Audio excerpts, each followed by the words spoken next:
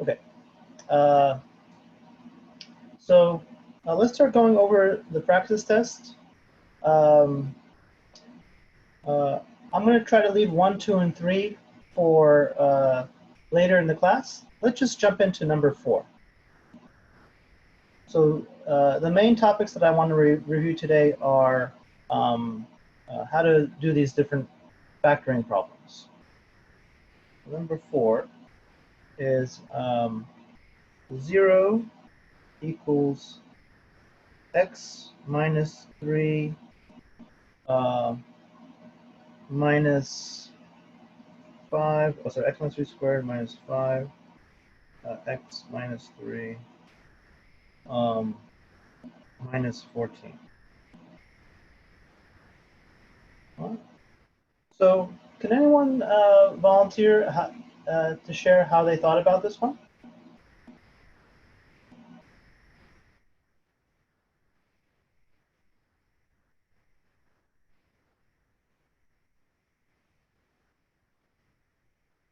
And if you did it, just feel free to jump in because we'll try to get through as many as we can.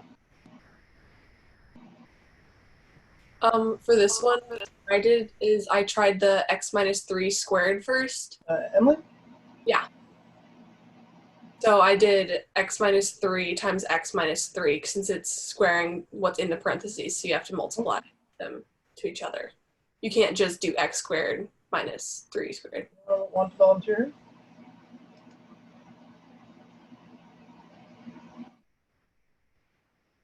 And you can also message me in chat if you have an idea what you want to do.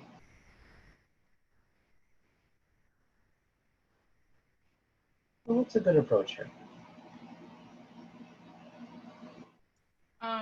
I did the same where I just distributed I distributed the 5 into the parentheses and did the x Nice. at the same time. Yeah.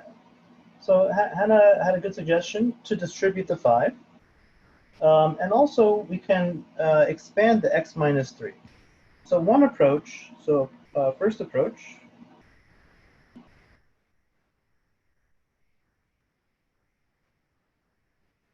is just expand.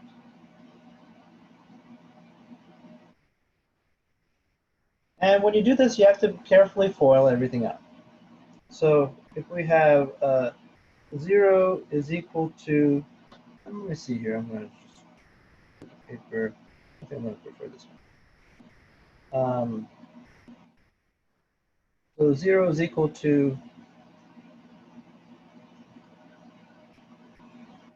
0 is equal to, when you expand out x minus 3 squared, you get x squared minus 6x plus 9. Because remember, you have to double that minus 3x. And then you distribute the minus 5, you get minus 5x plus 15. And then minus 14. And now we have to put all the numbers together. So still write 0 equals. And now you'll have x squared minus 11x, because I grouped the negative 6x and negative 5x. And then adding 9, 15, and minus 14, you get plus 10.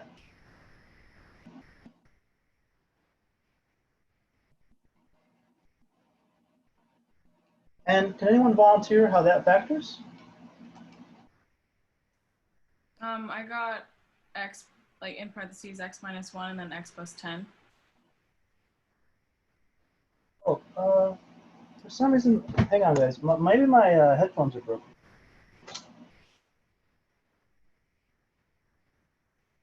Oh, Lily, did you say something? Yeah, I said x minus 1 and x minus 10. Awesome, thank you. So this is equal to 0 equal to x minus 1 times x minus 10.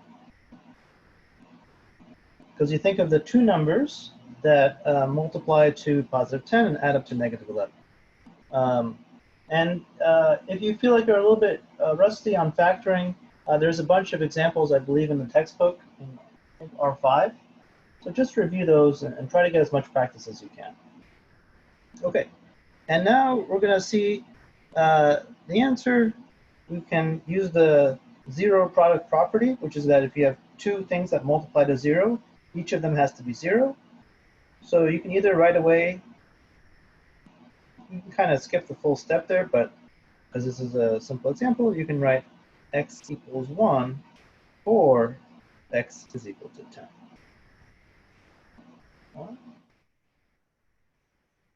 So that's the first solution. Another approach, which I will write down here. So the second approach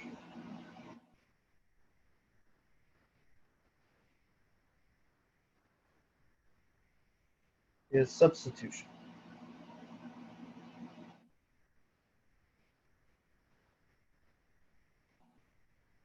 Let me just copy this problem here.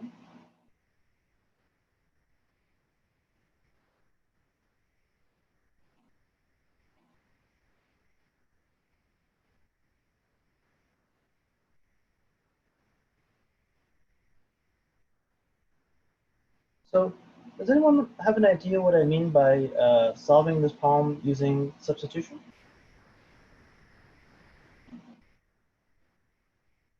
And this is going to be a really important idea generally throughout the course.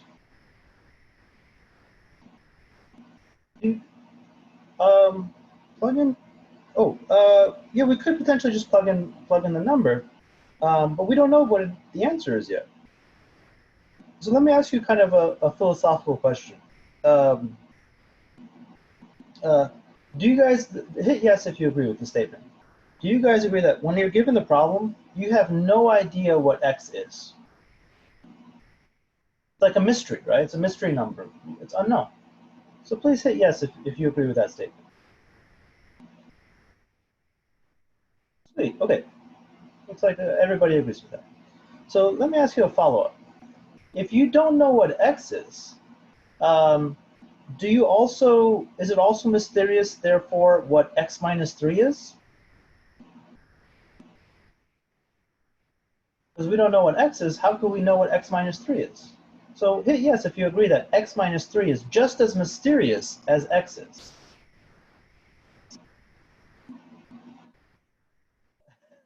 I see one person who said no. A few people say no. Do any of you who say no want to share why you think x minus 3 is not as mysterious as x is? Sure. If you put x minus 3 is equal to 0, like you can know what x is equal to. Oh, okay, good point. Okay, that's right. So my only point was that if you don't know what x is, you also don't know what x minus 3 is. However, it kind of goes both ways. If you know what x is, you do know what x minus 3 is. And if you know what x minus 3 is, like if I told you x minus 3 is 0, then you would know that, oh, that means that x is 3. Like x is 3 bigger than x minus 3. So, so this is a general strategy in problems, and especially in math. Whenever you see something with like the same expression in parentheses in different parts of an equation, you can break it up as a problem inside of a mini problem. So it's like a layer of problems. So the substitution we'll think of is, instead of trying to solve for x, let's try to solve for the thing in the parentheses, the expression. So set u equal to x minus 3. We still don't know. U is just as mysterious as x minus 3. But the goal is we can find what u is pretty easily. Once we find what u is, we can just add 3 and we can get x. So let's try this. And you'll see that this is a nice way to do it, and you'll save yourself some arithmetic. And I really want you to learn this thought process. And the one on the test, this approach will be really useful. So this becomes u squared. So everywhere I see x minus 3 in parentheses, I just replace it with a letter u. So I don't need to think about like anything x minus 3. minus 5u minus 14. Okay. Can anyone factor this one? What two numbers multiply to negative 14 but get us to add up to negative 5? Go ahead, Miguel.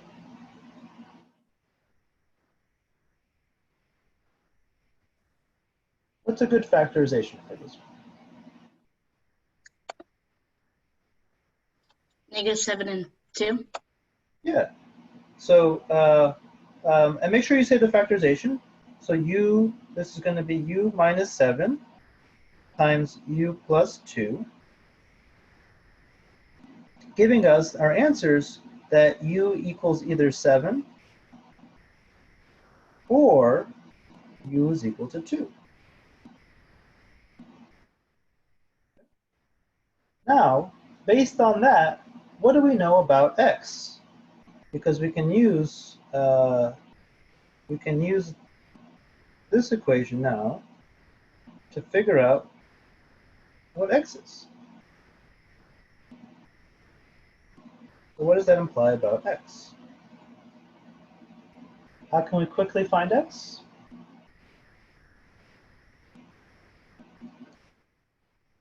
What does the 7 tell us? What should x be? Oh, sorry, this is not, this is negative 2.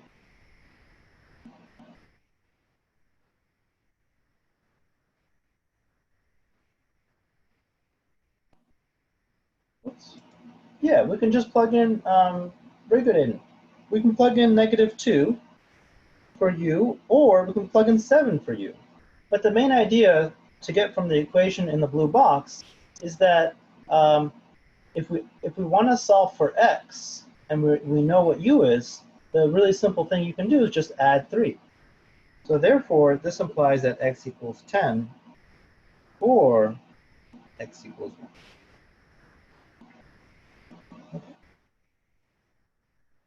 Sometimes students are a little bit thrown off by this approach. Let me ask a question. Yes, if you're really comfortable with what I did and you see kind of the power of substitution, because we didn't have to FOIL anything or distribute. We just solved one simple problem because we were lucky that x minus 3 repeated. And then from there, we can readjust and go back to our substitution and figure out what x would have had to be. So it's a really powerful idea. And it's one that we're going to use a lot in this course, and you're going to use it a lot in calculus and higher classes as well. And please hit no if you're still a little bit shaky on what we did and why we're doing this.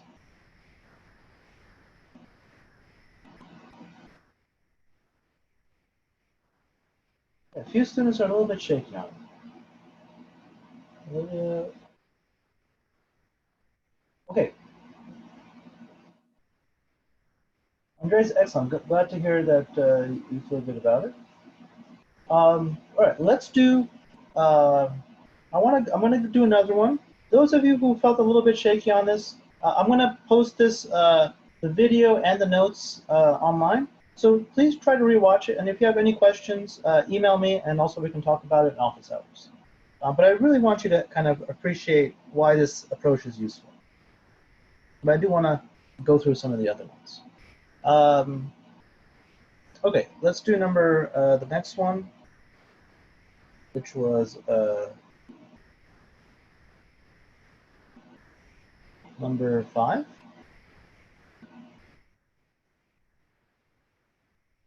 This is 0 equals x squared minus 2x minus 15. By the way, no quadratic formula will be allowed on the test because we haven't learned that yet, but we will be using that later in the course. So for now, just focus on factoring. Anytime you see a quadratic, set it equal to 0 and try to factor. Any quick volunteers how to factor this? Just say the factors out loud.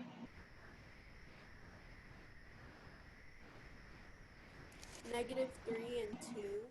Nice. So just say x minus 3. Oh wait, x. Hang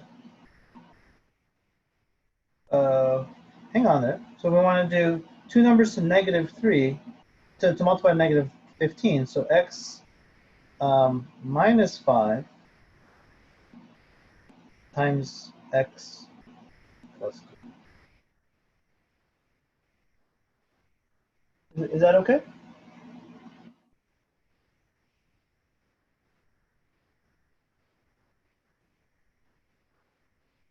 Oops. And now this implies that our answers are x equals 5 or x equals -3. Okay. And I want you, at every time you do this type of thing, I'm okay if you skip some algebra steps where you don't write like moving things to both sides or dividing something by the same on both sides. But I want you to write line by line kind of what's happening. And I don't want you to skip that factoring step. So make sure you write carefully the factors, and then the next line, you can write the numbers that you plug in for x to make each factor 0. So one thing that I don't want you guys to kind of get in the habit of doing, and this is something I would do also, like when you are trying to factor this, you'll say, oh, -5, 3. And that's like, I know what you're thinking about. You're thinking about the numbers that are in the parentheses, but that's a kind of dangerous thing to do because you might confuse that with the actual answer. So just be careful. Focus first on getting the expression, the x minus 5, x plus 3, then just give me the numbers. So you can say the full factoring sentence.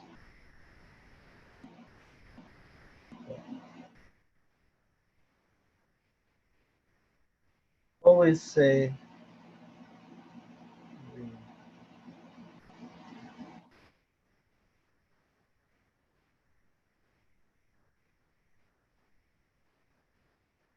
all right. Let's try number 6. This was factor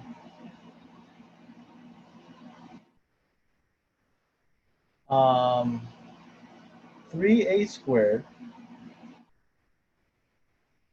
minus 3ab minus 24b squared. All right.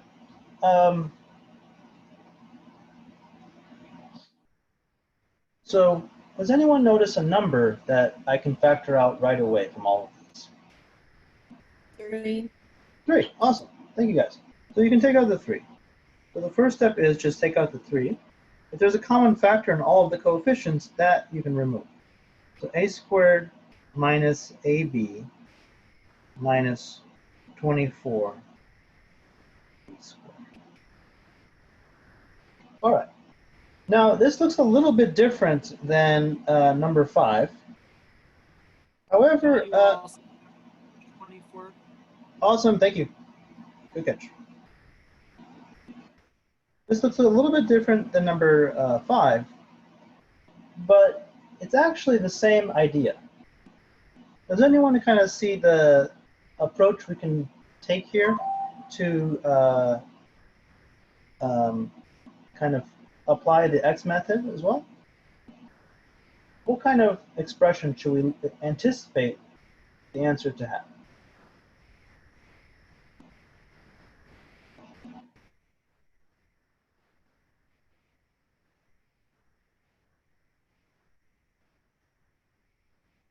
If it's a squared, ab, and then b squared. What kind of terms will be multiplying to get you something that expands to that? And message me in chat if you have an idea. Or if you factored it also.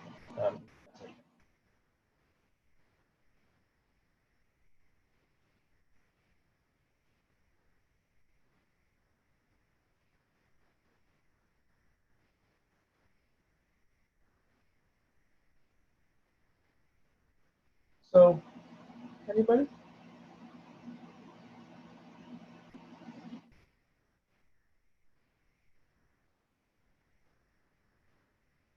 One nice idea here is that the b here can come from a term where you're trying to figure out something like this.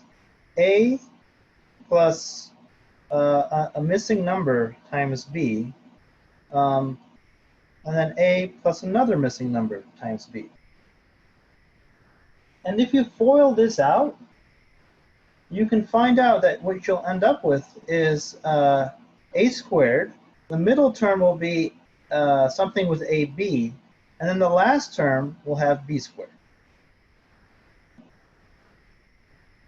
So if you ever see this pattern, hit yes if you can see how this factorization will give me something that matches the same pattern. We just got to figure out the missing numbers now. And hit no if you don't quite see what I mean. Okay, a few people are a little bit lost. Okay, half and half. All right, so let me try to kind of show you the approach, and then we'll do the example and we'll see kind of how it works out.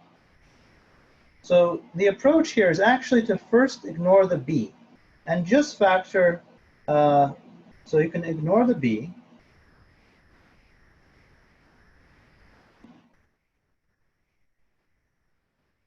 So just factor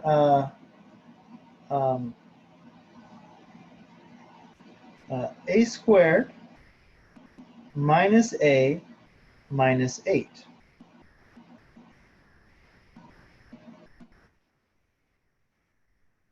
Oh, yes. But wait a second, something is off here.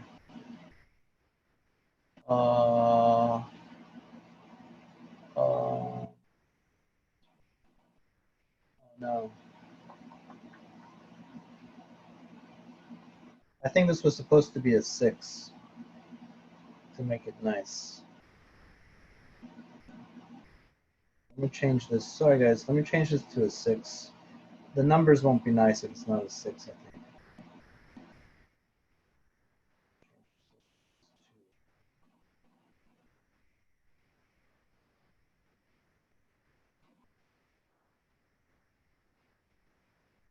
Okay.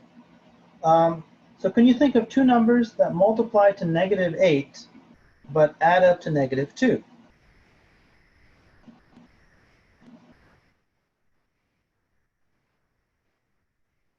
-4, 2.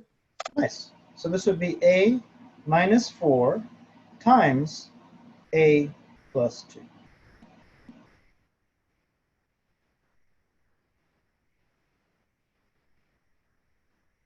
So that gives us a big hint that if you just did this with A minus 4, A plus 2, you'd get A squared minus 2A minus 8.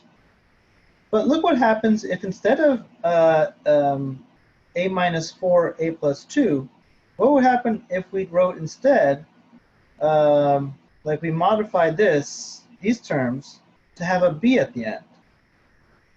So we write instead A, let me write it over here, A minus 4B times A plus 2B. So let's check out what happens to this.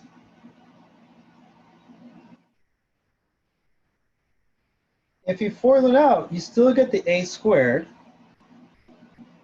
but the middle term now has terms that look like AB. So you're going to have negative 2AB and then minus 4AB. That's going to give you minus 2AB. And the very last term will have minus 8B squared.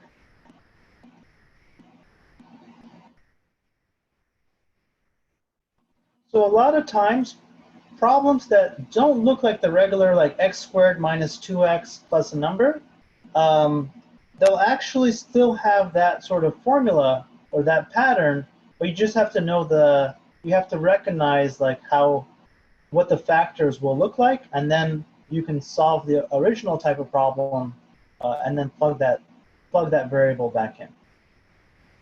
So anytime you see something with a squared, ab, and then b squared, you can basically treat it like a regular quadratic factoring, but then just put the b back in next to the number. So what would be the answer after? Oh yeah, the final answer would be would just be this: 3 times a minus 4b times a plus 2b.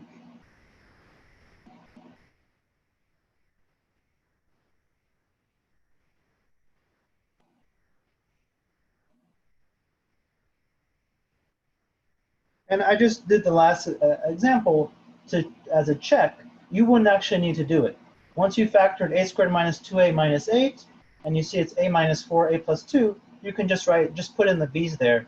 Quickly check it in your mind to make sure that it works, but it's actually not too bad. Any questions on number 6?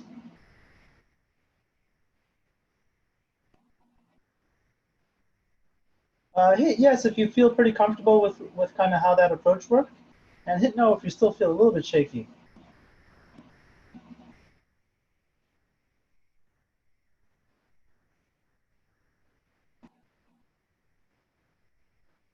Okay, a few people have no. All right. I'd like to, I wish that we had a full class today. So if you still feel a little bit shaky, I will again post this online so you can rewatch it.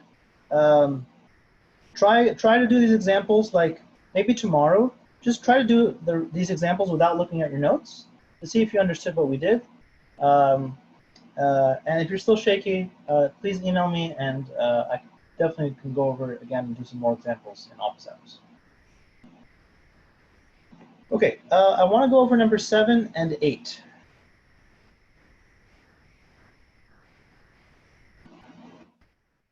So number 7.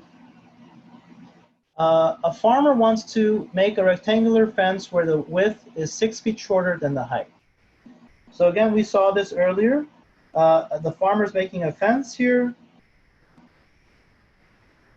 and the width is, this time actually the width is shorter than the height, so you can draw it like that. This is the width and the height, and the statement is the width is 6 feet shorter than the height.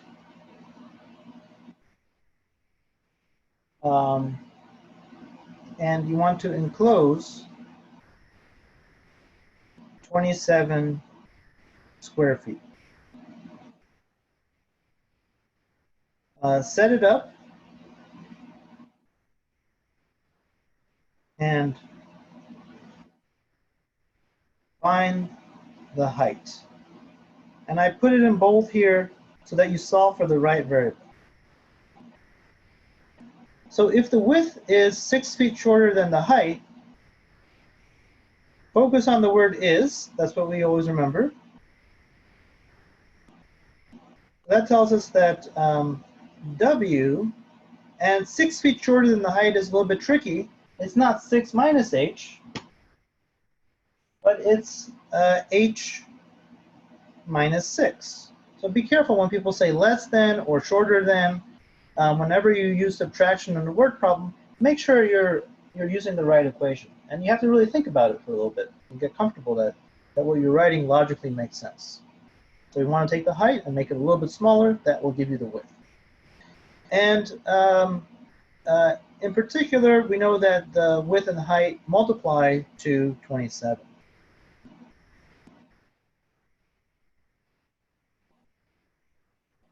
And now there's some freedom in what you do from this point. Also remember, this is asking about area, not perimeter. In the diagnostic test, there was a question that asked about, I think, both perimeter and another one that asked about area. So just kind of make sure you read the question and pay attention. Is it talking about area? And that you'll usually see if the units are like feet squared or something like that, or is it talking about perimeter? And in that case, the formula would be different. Okay. So here we could, it's a nice problem to solve by substitution. So plug in the W. Instead of W, plug in h minus 6. So we have h minus 6 times h. equals to 27. And this is actually a quadratic problem. So you want to expand everything, move everything to one side, set it equal to 0, and factor. You could do this by guess and check, but I just want to see you apply factoring and solving quadratic equations. So you can get h squared minus 6h. I'm going to subtract the 27 is equal to 0. And I always write like a full equation, and I try to write line by line. Lily, no question will require the quadratic formula on this test. We will do that maybe in a few tests. But for now, it's all about just factoring, and everything will be factorable. If you encounter a problem like number 6, where I had a typo and you couldn't factor it, just let me know, and I can, maybe there's a typo. I'll try to avoid that. But yeah, let me know if there's something that you can factor, because you shouldn't need to use the quadratic formula. All right, so what are the factors of h squared minus 6h minus 27? So what would be the two expressions? H minus 9 and H plus 3. Awesome. So negative h minus 9, h plus 3. That works for sure. And that tells us that this implies either h equals 9 or h equals minus 3. You can't have a negative answer, but that doesn't make sense. So our height is h equals 9. Okay. Any questions on this one? Yes, 9 feet. I'm not going to be really strict about the units, but it will be 9 feet.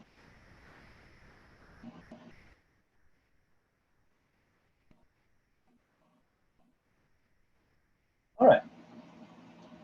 Let's move on to number 8.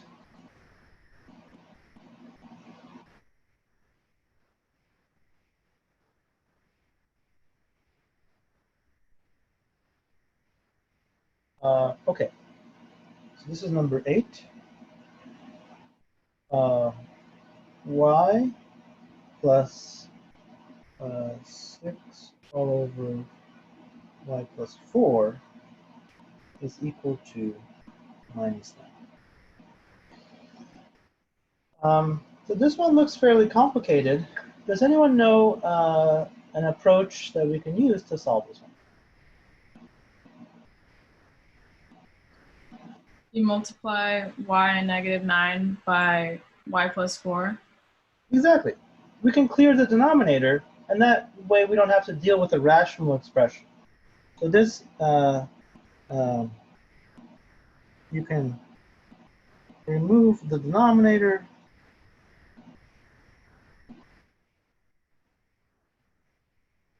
by multiplying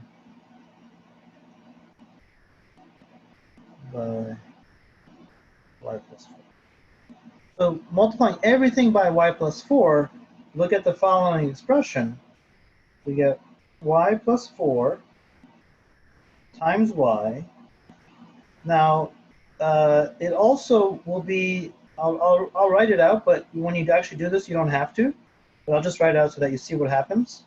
The 6 over y plus 4 will cancel. So you just be left with a simple old 6. And then this is equal to negative 9 times y plus 4. Okay.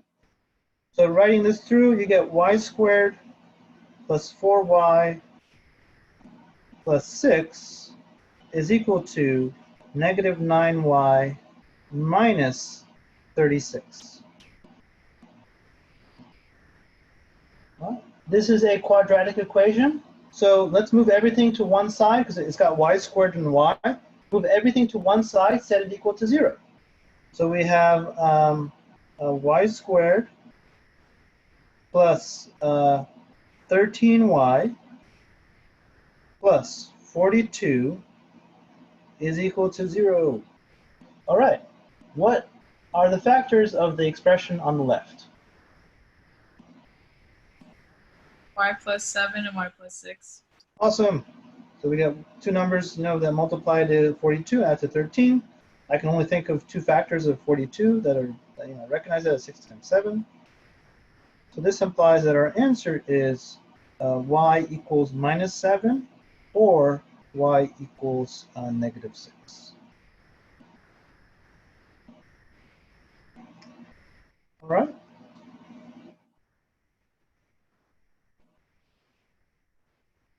All right, guys. I unfortunately have to run right now, but what I'll do is I can actually leave the class open. If anyone wants to discuss